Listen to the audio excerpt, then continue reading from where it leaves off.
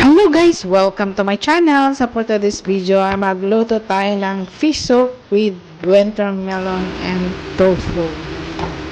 So meron tayong winter melon.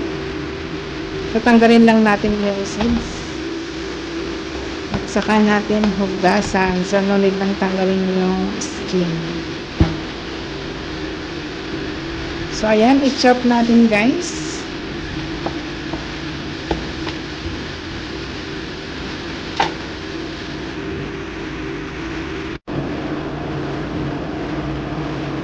So, medyo malalaki lang kasi pang soup.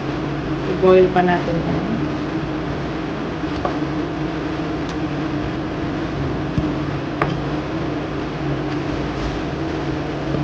So, pag gusto nyo tanggalin yung skin, pwede rin guys. So, ayan. Mag-prito tayo ng isda.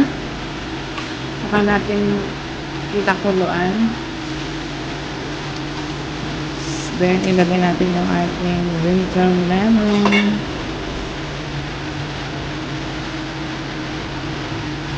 Siyempre, magdagdag din tayo ng konting red dates. Pwede rin wala. Optional.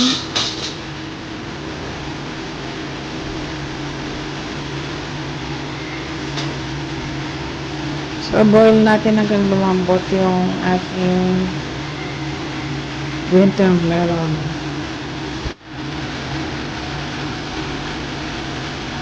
So, yan guys, yung ating sabaw ay medyo parang gatas na. So, ang masarap to. Yan, lagyan lang natin guys ng salt. Nagdagdag din ako ng pepper.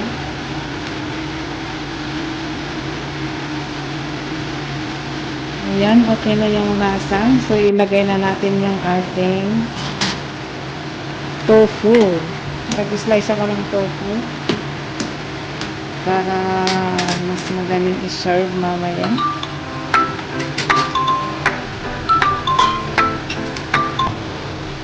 At pakuluan lang natin a few minutes.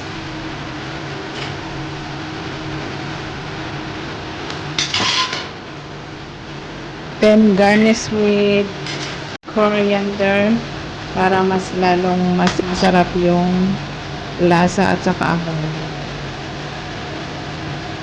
So, yan. Okay na siya, guys.